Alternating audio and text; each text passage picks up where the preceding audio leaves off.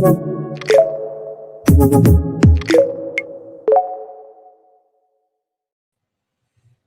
hello, guys and gals from Waverly, Ohio. Jim McClary, most award certified club maker, club fitter. And this is McGolf Talk. We used to be What's in Your Drawers because, well, old guys are big time pack rats. And we talk about what's in our drawers. So we're slowly changing to McGolf Talk. And today, well, let's start with, unless Dustin Johnson had some sort of collapse on the very last hole, he basically dominated last week. So congrats to him. And there was some really good golf being played. Those guys were going so low it wasn't even funny. So and some of the shots they were making, even on some of the harder soil, was very, very nice. So today's topic, and one of the many that we're talking about, is the length of the golf club, right? Length of the golf club. There has been I get it just about every time we talk about fitting, we talk about the length of the golf club. And I always get a question of, if I take my longer golf club and I cut it shorter, will the ball travel less? All right, will travel less. And the answer is no, right? And the answer is no. So let's go over a few things and then I'll give you an example. All right, on the tour, as most of you guys know, on the tour, the average length of a driver is right around 44 to 44 and a half, sometimes 44 and 3/4, with 44 and a half being the predominant length. Now, and I found that same thing here when I use my fitting shafts right back here. That's what we also find. Now, the thing is, if everything was created equal and you hit it on the exact part of the center of gravity of the club, which is basically as big as the head of a pin, right? And the longer club and everything was equal, yes, the longer club would go further because you're most likely generating more head speed. Now, how much is that? Well, about an inch, you can get maybe 1 to 2 miles an hour, which can result in about 5 yards. Now, does that happen often? The answer is no. All right. What you typically see is, as the club gets shorter, your quality of your hit or your smash factor gets better. And because of that, the smash factor increase overrides the length decrease. And I'm going to show you that here in a moment. So when you guys hear about that, oh, I had my golf club cut down, and you're like, well, yeah, but your quality of hit went up, so you should be way, way better. Okay. And that's what we're talking about. So here's what I want to show you. I had a buddy of mine come in, and he came in for a driver fitting. And there's his 44 and there's his 44 and a half inch impacts. And if you can tell that, right smack dab in the middle, all over the face. All right. Definitely a difference, right? So I got a little something. What I did is I made a really quick insert here for you guys to show you and give us something to talk about length. So let's get to that. What we're talking about here is length. And we do the demo length, and we see that there's about a 20-yard difference between just a half of an inch. Once I fix his driver and lengthwise, it catches up with my demo, if you can believe that. Next, we start talking about dispersion. If you see there's the 44-inch demo, and then we go and we see his driver. Albeit it looks smaller, he didn't want to see that side. Now, if you look at this, it appears that the demo was just a little bit more conservative, more constant than his demo driver, and that is length in a nutshell. All right, so that's where it was, right? Hopefully I didn't cut it off too much, because when we do this, it doesn't play the music back for me. So anyway, that's what that's kind of what it was showing. So number one is, when we do the fitting, I screw the same shafts, just different lengths. So there's same flex, same grip, same everything, and I put in the same head. So we're just basically testing length, okay? And when that happens, when you see something like that, the swing speed's a mile an hour difference, so that might be worth a few yards. But what we saw is about a 20-yard difference. and it was all in the quality of the hit and the way it got out there. Now, as I said, we adjusted his driver. I let him hit his, okay, and I beat his at his length by 10 yards. All right. So what I did is I made a mark on there, and I said, okay, now hit yours. Hit it where I want you to hit it. And he came up and he basically hit it the way that you just saw. Now we are going to change the shaft because what'll happen is sometimes you'll lose a little feel, and we're going to go a little heavier in the shaft so that he can feel it on the way back, because he doesn't really use a lot of wrist. It's all just all the way through, and his tendency is a pull. So if he can feel it back here, he's much, much straighter. Same thing happened in the irons for him. I gave him 120-gram irons because he was not wristing it, and there was just no feel when I got lighter, and the quality of hit went just skyrocketing, and he was hitting distances he's never seen before. So therein lies, that is length, right? And so hopefully that helps you guys out going forward. It doesn't mean that everybody has to play shorter clubs, especially in the irons. Absolutely not. However, in the driver, unless you're very, very tall or have a very, very flat swing, chances are you probably do a little bit better with the shorter club, and that's just for better. Now, how can you try it? Just choke down, right? Find yourself a half inch, mark it, and choke down, and play it for 9 holes and see what happens, and experiment a little bit, and that's the way you can get through it. And that's what we can do. Now, as far as other things go, from a personal note, and Matt, if you're on here, I haven't seen you yet, but there you are. So Matt, I had my very first subpar 9 holes. And so that was pretty cool. My first subpar. Hey, man. We had somebody that watches on YouTube. Caught me in the middle of the live stream. Okay. So how about that? You don't see that every day. And so I had my first subpar 9 holes, Matt, and I shot a 35 with it was basically all pars, 2 birdies, and it was, or no, I'm sorry, 2 birdies, a bogey, and all the rest pars. So I was 2 under. So no, it was 2 under. It's 35. Yeah, that's right. So anyway, I just know it's 2 birdies. But I was playing good. So again, which leads me to another one. I'm not a swing guy per se, but I can tell you that my mission in life this whole season was to break 80. And I've done it twice, make it 3 times now with this last round. However, every round started off with a 39 to 40 something. And it was almost as if I was willing myself to that. And what had happened on the front 9 of this course, it was a 43. And I was like, well, it was a pretty good round, a couple doubles, but a 43 with a couple doubles. And finally I just decided to change my mind. I said, you know what, I'm going to par every hole in this thing. And that's what happens. So pretty good. And so that's where we're going. So, okay, let's see what we got in here. Oh, for just reference today, I don't know, I'm sure Willard, you're out there. It's 90 plus degrees down here. Holy cow, is it hot. And we enjoyed some extraordinarily cool weather, and it was great. The grass grow like anything else. However, it's hot now, and it's awful back again. So hopefully you guys are seeing some better weather. Those in California probably are not. However, let's all stay safe. All right. Look at that, Queensland.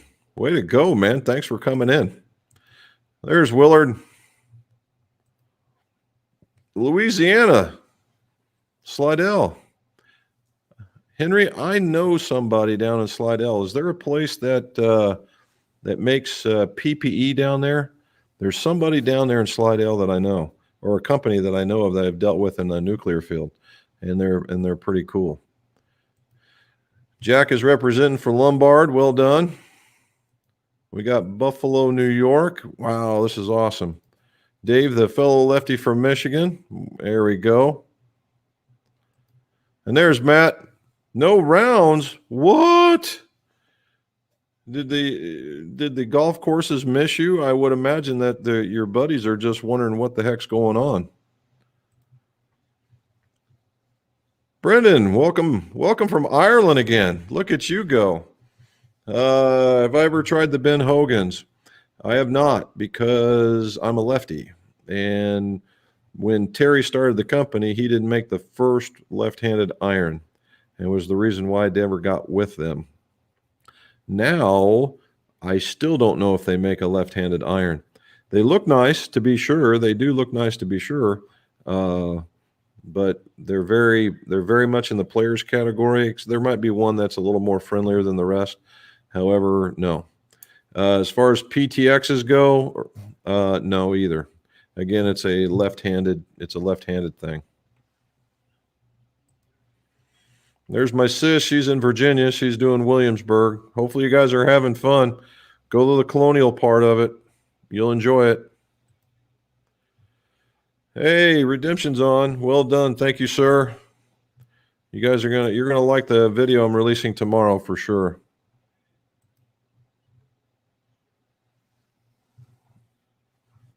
Well, David, how you know the difference is that number one is if it's 45.5 and you're not 7 foot tall or 6 foot tall with arms about this long, or you swing like you're hitting it off a softball tee, chances are it's too long.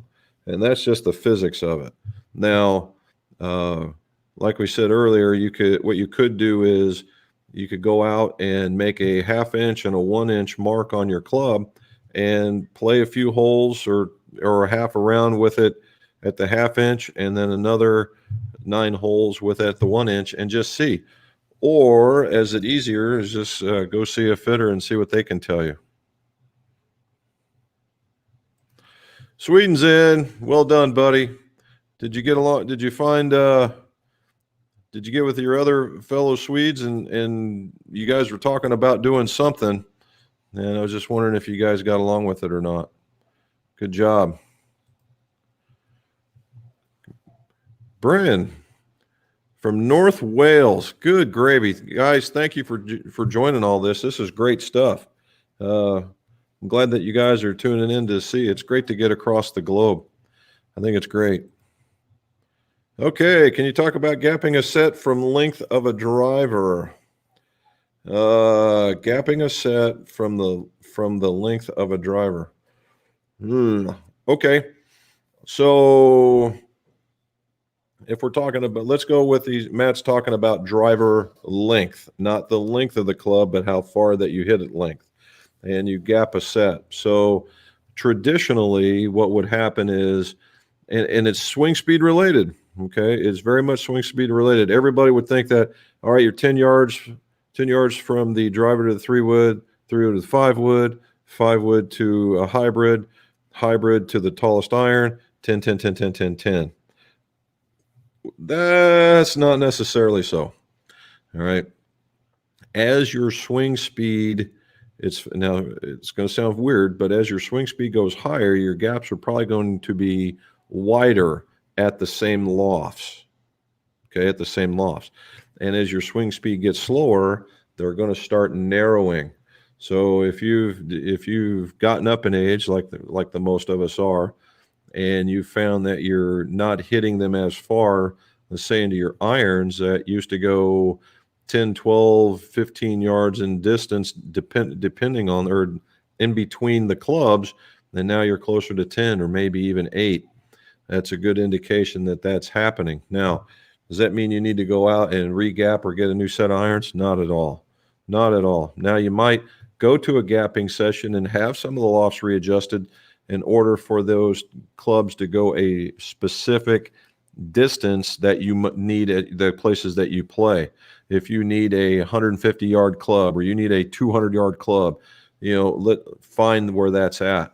Now, in the top end, in the woods and the hybrids, what we found, and I've said this one before, that not everybody is geared to hit woods, and not everybody's geared to hit hybrids, and it's a rare animal, a rare golfer that can hit them both and equally as well. So if you're one of those guys, well done. Right now, why is that? Why do we have such troubles with that? And the reason being is, what's happened is the 3 woods if you remember a time period where hardly anybody could hit their driver, but they were mashing the 3-wood, right? Just absolutely killing it. And it was because it was a cosmetic appearance versus the length of the club. In the day, 3-woods were 42.5 to 43 inches, where drivers were 43 to 43.5. And now we're talking, when they were this big around. But people were hitting them well. And the 3-wood kind of stayed at that length area, but now they're creeping up to 43.5, and they're getting outside of a good distance to hit, or a good length of club to hit. And it's just progressing all the way down. The reason why hybrids became so popular is because they're shorter and they're easier to hit. Now, guys that are hitting fairway woods that are just killing it, and just absolutely hate hybrids is because the lie angle on hybrids are very, very upright, and that's to help make it go one direction or another, where the fairway woods are typically flatter. Now, if they're in that category, there are now models out there that are very flat, right? They're flat in their make, so you might be able to try that. Now, can the same be said about fairway woods going up? No. As a whole, normally, specifically if they're adjustable, no. Now, you might be able to get a degree if you're tweaking it for a face angle change, maybe. If it's a bonded head and it has a lot of hosel, and you can actually grip the top of the crown without crushing it, it doesn't have that Kevlar top, you might be able to bend that, or you might be able to ask for them to make it a little more upright from the manufacturer. So that's where you'd want to be, and as you swing it faster, the gaps ought to be wider. Where you swing it slower, the gaps ought to be shorter. So hopefully that helps. All right. How do you measure someone for golf clubs if he does not have a launch monitor or similar technology? Well, therein lies the problem, right? It's just taking your current set and just kind of messing around with it. And in the day, Mizuno used to have a very long iron and had a super long grip on it, and you could choke down to certain lengths, and it would tell you this is what that length is, and you could check that out. But it was on irons; it wasn't on a driver. So it's just one of those. It's a matter of choking down. Now, if you're a tall guy and you keep choking down, that's kind of counterproductive, and it's really, really hard to set a club like this in your hand and grab it, because now there's a lot of movement back here. So that one would be kind of tough. Adrian from Canberra, Australia. Does that have to do with the meters? Australia. Again, guys, thanks. And David from Washington, D.C. Awesome. My sister was just there. She sent us some pictures. It appears that the city is basically shut down if you want to go see anything interesting. I mean, that's it's unfortunate because there's a lot to see there. But the guys got to take precautions. All right. Willard's only got 87. Oh, but you're in a thunderstorm. So that means I'm going to get that water in about a day or two. All righty. Henry, started the channel about a month ago. Definitely have the bug. Good job. Just reshafted the first set of AP3s with 90s. The best tip to avoid ferrule creep. Well, if you've watched some of the videos when I do assembly, I take a piece of tape, not necessarily this kind, but I will show you. And it's masking tape is a club maker's friend. It's cheap and it's versatile and it does a lot of different things. So if you can get masking tape wherever you might be, I would do that. However, let me get a club.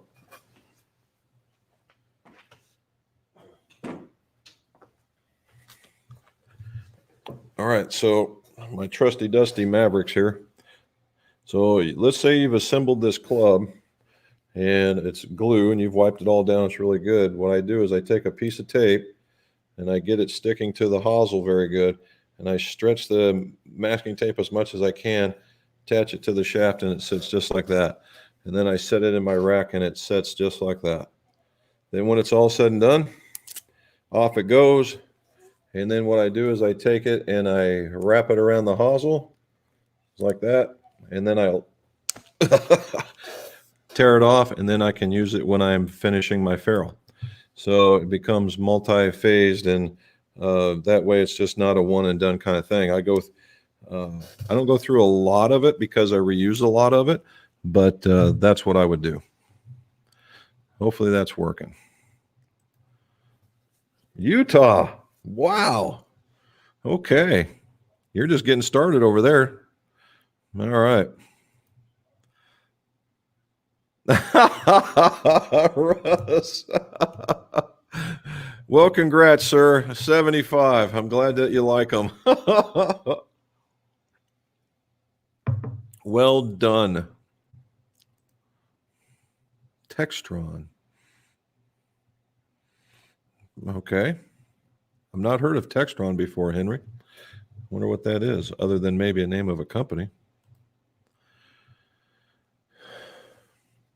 South Mountain, Ontario. Oh, sunny. Yeah. How you doing, bud? Everything good up there? It's not getting nasty just yet, is it? I wouldn't think so. Checking in from Maryland. David, how are you, sir? I've moved around 21 times in my life, and one of them was, well, two of them were in Maryland. I lived in Bowie for a while in a place called Cape St. Clair. And I was just talking to my admin who just got back from Ocean City, and I asked her if she got into some crab, and all I got was the crab cake. I said, no, did you pop the shell? No. I said, oh, you're missing out, man. Missing out. Jeff from Washington State. Thank you, sir. Thank you very much. Again, in that same thing for Maryland, Robin and I lived in Bremerton when I was in the Navy and made many, many trips to Seattle and did a lot of RC car racing in Tacoma, of all things. Oh, that's pretty good. Okay, if I got you an iron head, could you put a Club Connect on it and fit me for a shaft for a set? There'd be a lot of going back and forth, Willard. I mean, it depends on. There's a lot going on when we do that, right? There's length involved, the type of shaft, the weight, the whole 9 yards. Can I do it? Yeah, I'd have to get the hold of the guys from Club Connect, and it very, very well may be cost prohibitive. I don't know. We'd have to check. Send us an email. We'll go through it a little bit more. Wyoming, good night. We are all over the place. I can't say I've lived in Wyoming. I've driven through it. I've driven through it on the way to Washington from my last outpost, but that was very good. Man, we are all over the place. That's awesome.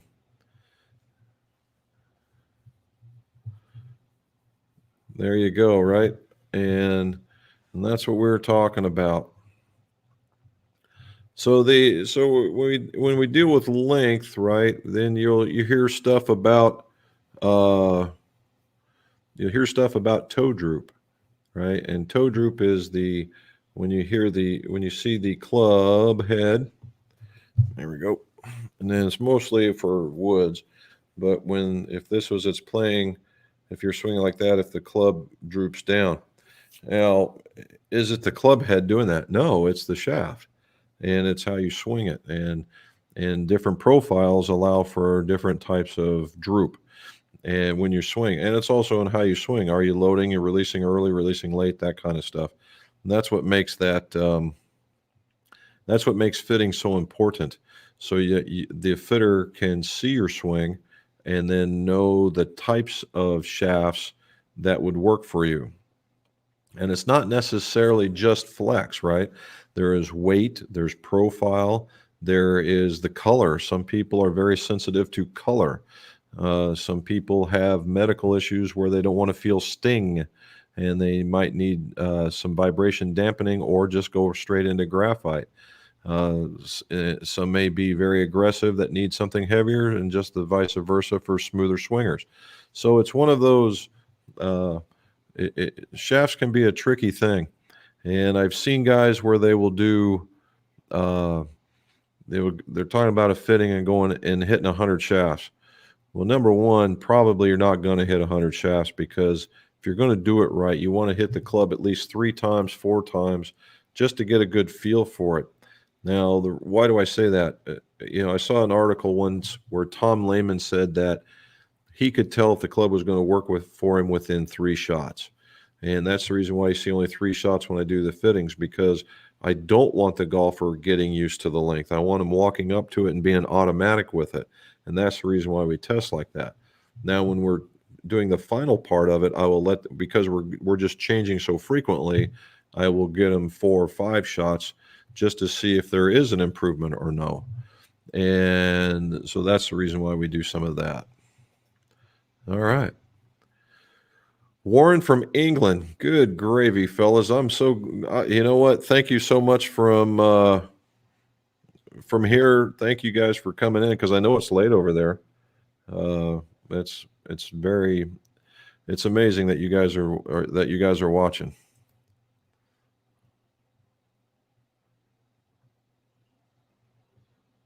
There you go. Slow down the sander. That's a good idea. All right. So that's what we went. That's what we went through. A few things. We're talking about. This may be the very first time that I haven't been backed up with questions all the way through. Here we go. Here we go, Warren. What do you think about Adams before they were when they were making clubs? Well, Warren, I thought Adams was an excellent product, to be sure. I saw where on My Golf Spy they think that there might be a comeback because of 2 tweets. I don't know. 2 tweets does not make a comeback, just like the guy in the article said. However, certainly when they were out, they certainly owned the market in hybrids. The funny part was I could never hit any of them. They just looked weird to me, but a lot of people liked them. The pro models, where they're very, very small, I really, really liked those. I liked the way they looked, but I just couldn't hit them. I just wasn't a good enough golfer. Their wedges were very, very good. Their CB line in their irons, I had a heads only with them for a while, and they were very good. The CB line, which Mike Verska was doing now, he works for Callaway. He was their designer, and those things were excellent. They were just excellent.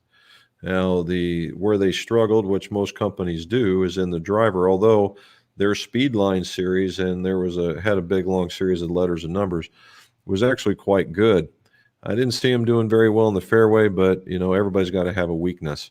And those are the guys. I seem to remember there was a combination between them and Yes Putters at one time. And the Yes Putters were fine as well. All right, here we go. Philip, what are your thoughts on other brands for single length, Pinhawk, Sterling, etc.? Well, Philip, I can get Sterling. They're an offshoot of Wishon, and when Mr. Wishon was putting them together, he and I spoke a few times about it, and I think they're good. Now they've got a second generation where they've updated the cosmetics, did a little bit more with the technology, and I think they're just fine. The Cobra is obviously the major OEM that's playing the single length or promoting the single length, and then you have Idol or Adele. I think it's proper to say Adele, but it's very costly. But Pinhawk, I'm not real sure of. They're not known for being too upwardly mobile when it comes to that kind of stuff. But certainly, if you're looking one, I would pick Sterling.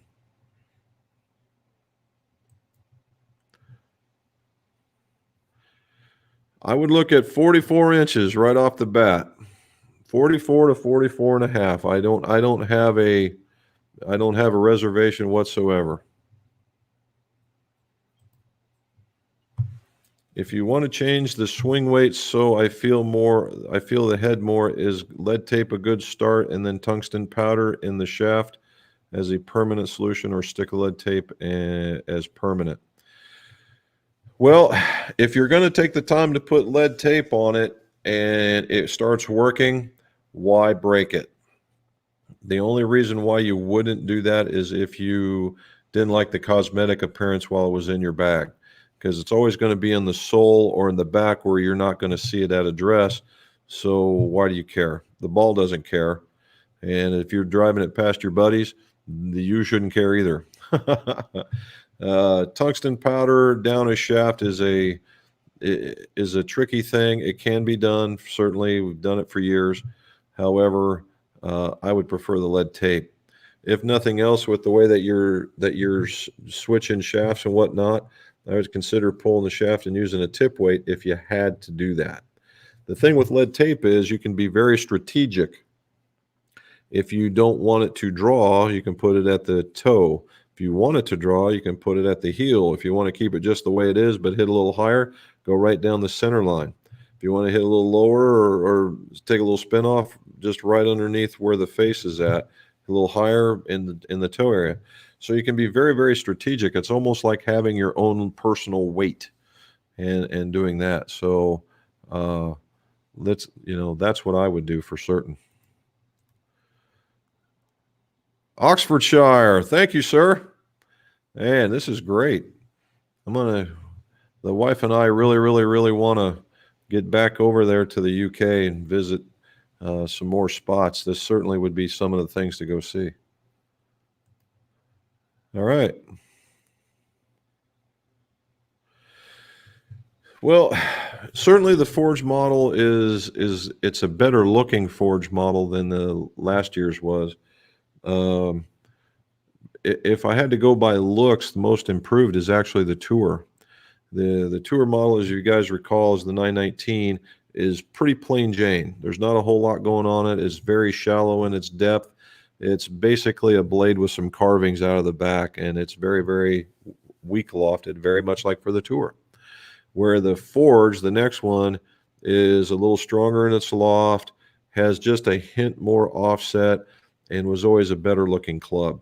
Much easier to hit for sure. It had a little extra width in the sole, and the same thing is on this one as well.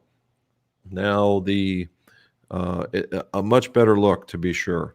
And I gotta give a nod, because for us lefties and for all of you guys that are lefties, that was they're making an SEL in left-handed. And SEL is select instead of special edition left-handed. I'm going with special edition left-handed. It sounds better. And they are coming in forged, and I already have a set ordered. I hope Mrs. McGolf isn't listening. So I hear her in the other room. So that was the one. Now, the hot metal, the true hot metal, the one at the top end, is just a degree stronger, so we might see some extra links out of it. But what's really the forged and the forged hot metal is because of the chromoly forging. They've changed their technique a little bit, and it's going to be intriguing to see what it is. I've got the demos on order. I'm just waiting for them to show up. They leaked out a handful so that some reviews could be had. When they get here, hopefully you see a much better review. We'll do like that. Oh, speaking of that. Okay, guys, speaking of that, tomorrow at 7 a.m. my time, I'm releasing a video, and it's a tool review. It's a tool review on a frequency analyzer, okay? Golf Mechanics, Mondaire, and he's in Singapore. They have just a gob of tools, okay? And they're in a lot of OEMs and on a lot of club-making trucks, and they're in a lot of shops. And every year he throws me a couple to do reviews on. And I've done one on the gripping machine, which Mrs. McGolf uses the heck out of. She uses it quite a bit. And then the putter bending machine, the professional putter bending machine, which was a super duper upgrade from what I had. And now it's a frequency machine. And it's a frequency machine that does shaft profiling. And it is very, very versatile. And I talk about what you can and cannot do in it. We talk about flex. So tomorrow at 7, it ought to be landing out there for you guys to take a look at. It's not super long. It's in that 15-minute category. See what you think. Let me know.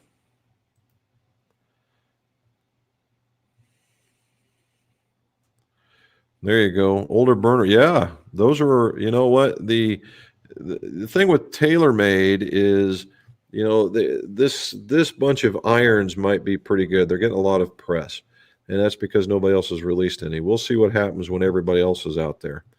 Now, the thing that's been their driver, and you're the best driver that they've had, and it's just like kind of like the Ping I2 philosophy. Their best driver has been the R580. That there's people still gaming that and still hitting it a ton. There we go. Putter length question: 33 inches, and I find myself very bent over and the very inconsistent. Could a long shot? Yes, yes, yes, yes, yes, yes. So, Mike, what you're really looking for when I do putter fittings, again, we go to length first. And how do we do that? I'm looking for, and here's another one of those chicken or the egg things, is eye over the ball. I'm going to use this. If this was the ball, the eye, in an ideal situation, you want your eye here. However, if you're to the inside, and we'll go this way, you're inside, that's not necessarily bad either. Going over it, that's when you start losing the being able to sight your line. So have some of your buddies behind you or somebody and have them see if your eye is over or just slightly to the inside of the ball. If it is not, then you can do some length adjustment, and lengthen it could be it, right?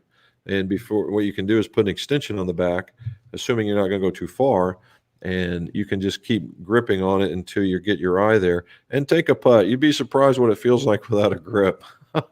I've done that with a few folks, and you'd be surprised. It can make you a better putter. Here we go.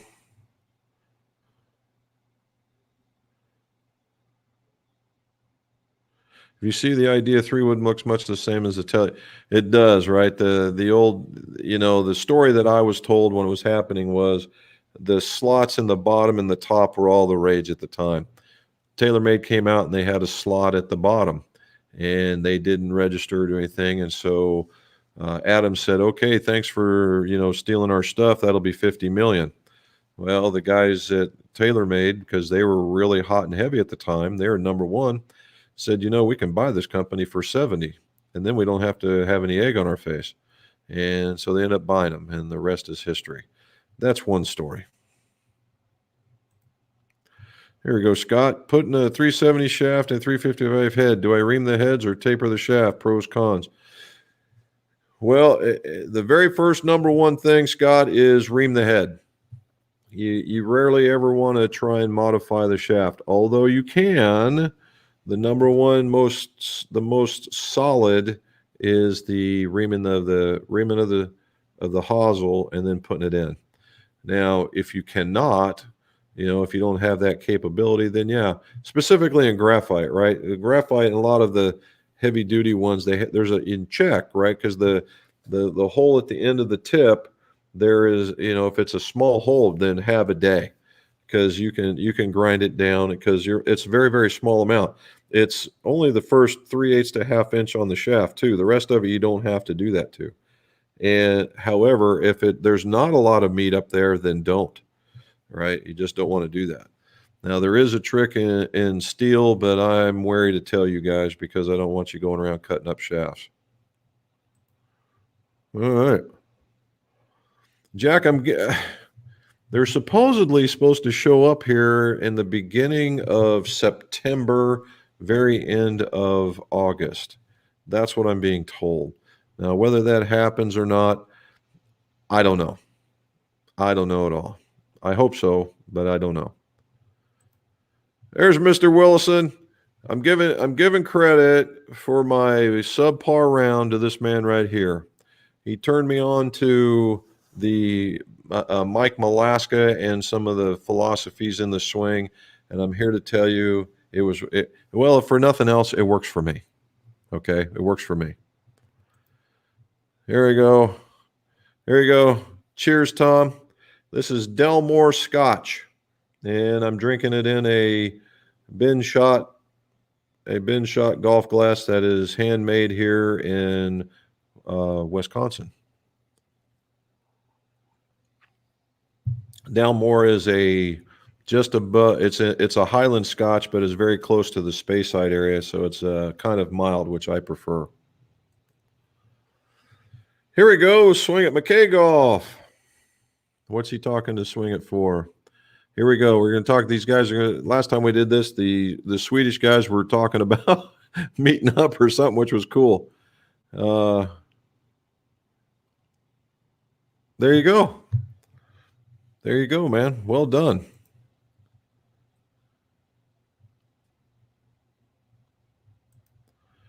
I've only seen the driver. I have. I just saw it today. As a matter of fact, they released it. It was because they got approved and they were put on the approved driver list, and so you have to place the picture out there. It's a good looking club. That's about all I can tell you. Very good looking club. Maybe I can work something out with the Columbus Ping rep, and maybe I can get him to come down, and we can hit some clubs, or he'll just ship them to me. He's done that for me before, but he's a good man. Good man indeed. Holy cow, South Africa. Thank you, sir, for coming to watch. Holy moly. That's great. All right. As a point of interest, the flight scope the guys are typically from South Africa. Good group of folks.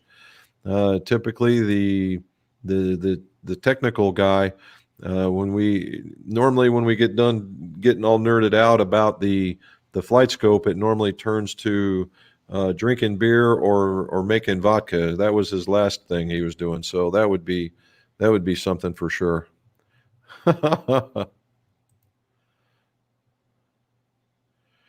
Oh yeah, dude. The frequency analyzer is very, very cool. I'll let it go at that so you can watch. Lab putters. Yeah.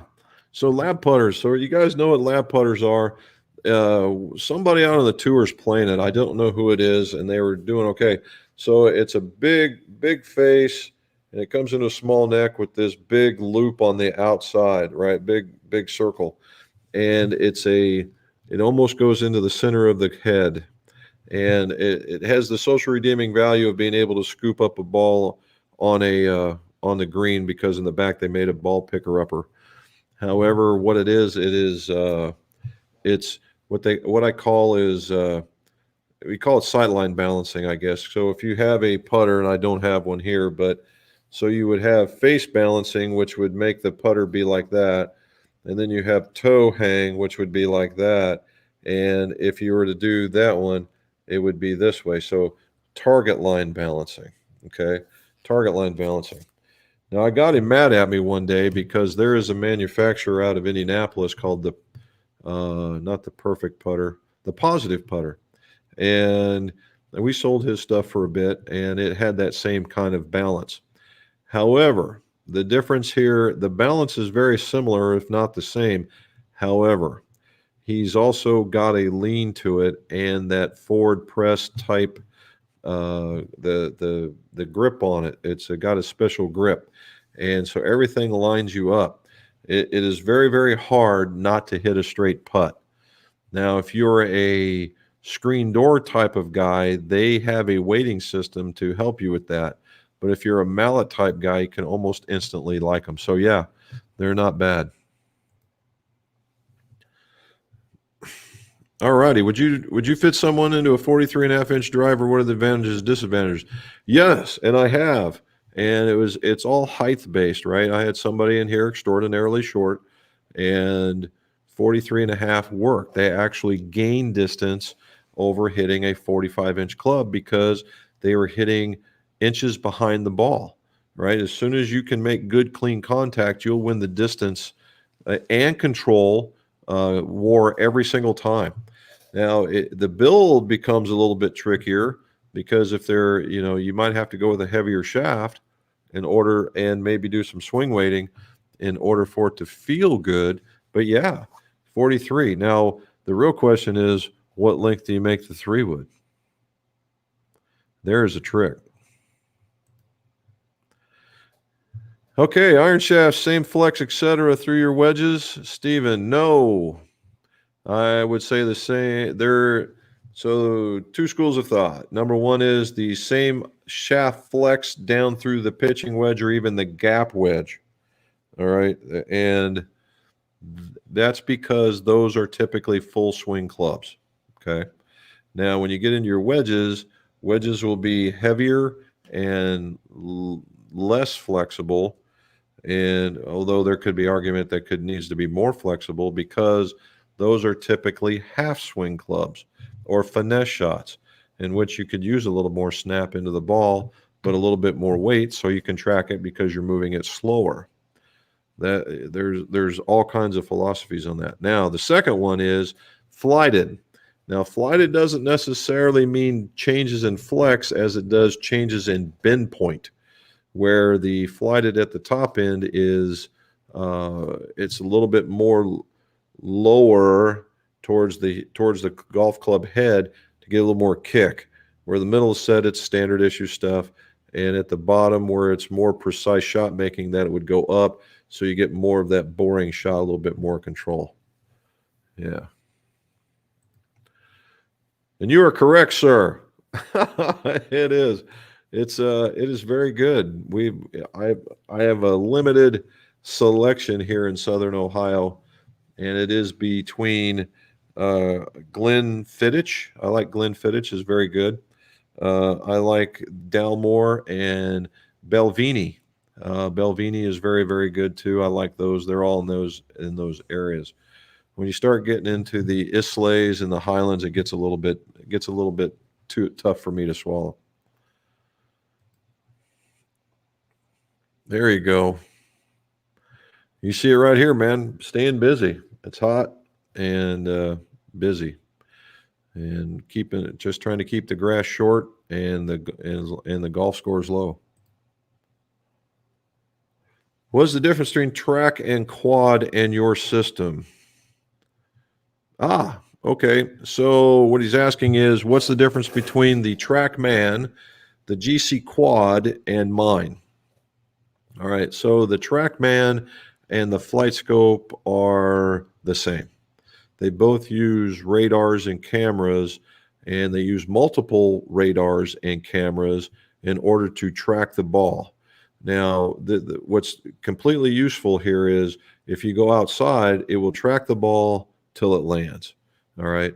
Indoors, like you see here, all right, we put little metal dots on them. I do have those. These little metal dots. Okay.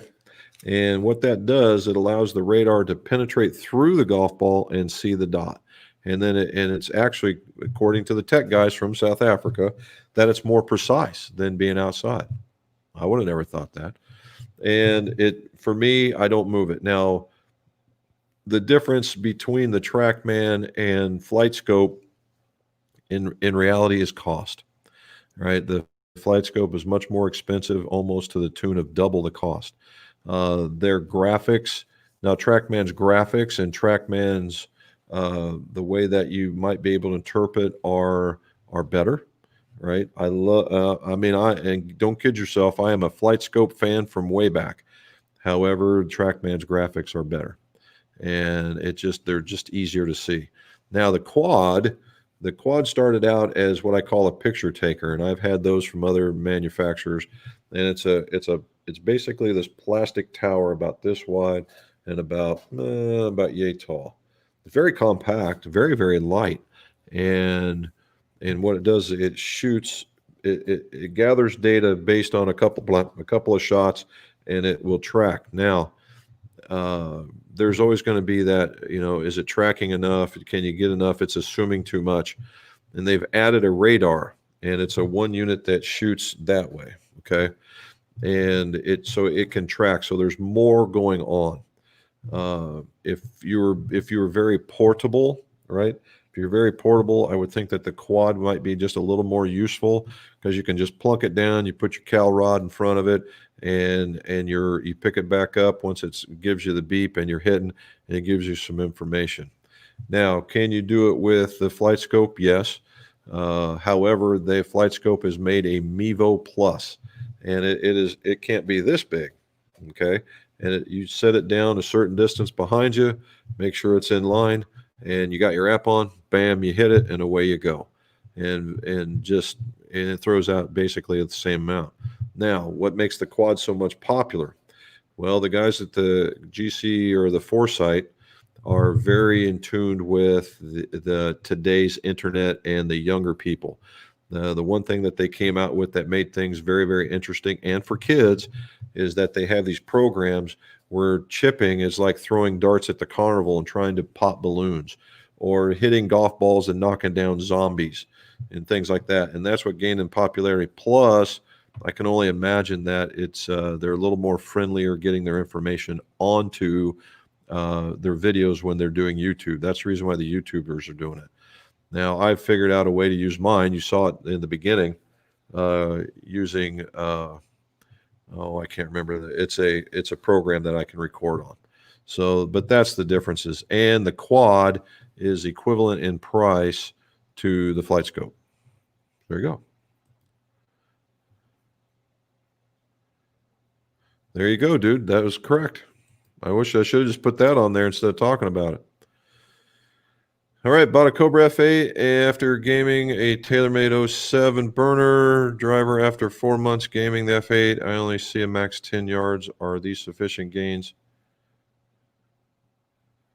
If you're truly hitting at 10 yards, I'd say, yeah, you're gaining a club. I don't see anything wrong with that. The other part is if you're finding the fairway, right? A lot of guys can get 10 extra yards, but they find themselves in the trees. So, or the bushes or the gorse or whatever you want to be in. So you very, very well make, but yeah, 10 yards, that's a club. Anybody would take that. Mr. Brian, he's in. So I want to hear what your score was, buddy. What was the 60 number that you shot this week? Right? There you go. That's what I've been telling them. Well done. Thank you. Here's Michael. Well, I will have to look for that. I have seriously considered making an emergency run down to Destin, Florida. They have a store down there that has a whole aisle devoted to different types, and there is that stuff. They've got some 21s in there too, and they've got the Belvini, which is a 50, I think, and that's got a few zeros after it. I don't know if I'm going to get there.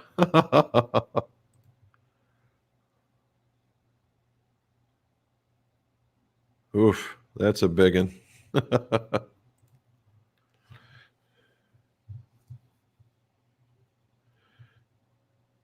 Well, there you go, right? That's hot and burnout.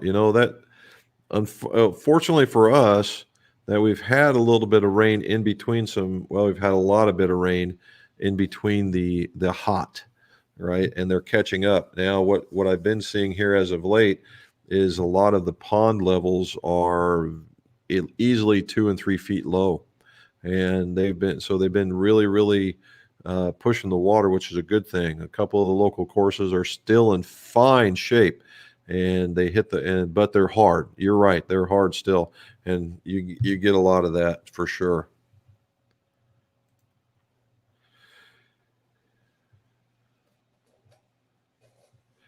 Oh my gosh, I feel sorry for everybody else that you're playing, Brian. If they know you guys are coming, they're probably going to ask for strokes, especially if your college buddies are on the same par with you guys. Yeah, right. Just a few.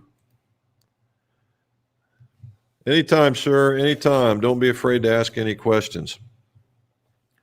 All righty. Let's see if I missed any. Let's go back up here to the top. We talked about that one. Delmore. There we go. Okay, so with the last few minutes left in the live stream, so we've talked about the length. We've talked about the frequency machine, the video that's coming out. We've also talked about the differences in the way that we track launch monitor wise, right? We've talked about some gapping, which was always good. And this is getting ready to get into the hot season because what I call hot season. The reason why it is because they're starting to release product. All right, Callaway's releasing. You've seen it out there. The Big Bertha's coming. I should have done that. I've got a picture of it. My rep came out. It is very much a slice corrective driver. It's a gorgeous club. For all you guys that remember Callaway and old school blue, that's what it's going to look like. The heads are going to be very familiar with being able to see the whatever side that's the anti-slice for you. There's a lot of that going on. It is very favorable to that side. And there's going to be ladies clubs, and it's not Vera. Oh, that's what it is. It's Vera, the Vera golf clubs for ladies. And they're going to really start hammering ladies fittings. And I, for one, applaud that because the ladies typically get shortchanged when it comes to golf equipment. So if we can get somebody focused on that, good night. It'd be great. And so we'll see some of there. All right. My old school Callaway FT5 is 46 inches. Yeah. No, you'd be surprised if your new ping is longer than 46 inches, I'd be scared because ping normally doesn't make them that long. I'm scared of one team because my friend Isabella plays that for Alabama. For Alabama's on the team, and they're going to get a huge advantage. Oh, yeah. Oh, that's almost cheating, man. You call her out and tell her to get back there with you guys. Space Patrol. Okay, that's a good one. Best way to remove swing weight from a wedge. I extended a 1/2 inch, and now it's a bit heavy. I tried a heavier grip, but not enough. Need to reduce 3 points. Well, I see McKay said the way to do it and be done with it is a back weight. I would get a hold of Golf Works, and they have what's called Tour Lock. It's the easiest way to go. And get you one. If you're going to do 3 swing weight points, you're in I think it's their number 10, and or you need something about 12 grams, and shove it into the back, and it'll be there. But in reality, what you're doing is I'm really big on this swing weight thing, in that you're just tricking the machine. You want to make it so that it feels good, right? If it does feel good by putting that weight in your hand, then it's a win. But don't be just adding weight just to drive it to get to a certain swing weight. You can also find out that if you change the shaft, that it will feel better as well. But yeah, back weighting is the way to go. He told you right. 6'8", woohoo! Not really. There are charts out there, but they're actually based on a average golfer that is around 5'10". That's not true anymore. They're normally around 6 foot. I just did a set of clubs for a gentleman in the East Coast. I believe it was Rhode Island. He was 7'1", and it was every bit we could find to hook him up. I took every shaft I had, and I soft stepped it one, and I didn't cut them. That can give you any idea. They were almost 3 inches long. I also made one for an NBA player, and he was 7'1" or 7'2", and did basically the same thing. Monster grips, man. Check out Jumbo Max. You might very well like those. Well, that's a good question, and I've been tracking it. Chances are there may not be a PGA show this year, and we will be always at to the last minute. I hate to not go and when they're there, but I would really think that the companies are wary of that. They're wary of the participation, people not traveling, that kind of thing. But if it suits what we need to do, then yeah, we'll probably end up going. However, hopefully between now and then, everything gets right with the world and that we can get going.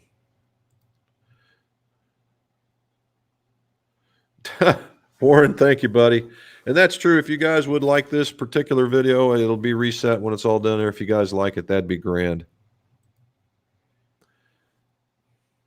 Oh, there you go. There you go. I get you. Okay, guys. Well, we're getting really, really close. So again, as always, from around the world. It just impresses me so much, and thank you guys. Australia, the UK, Ireland, England, Sweden, right? And Sweden's here all the time. All over, East Coast, West Coast, North and South, Canada, right? I mean, good night, guys. I appreciate you guys coming in and asking questions and seeing what's going on. So, again, thank you.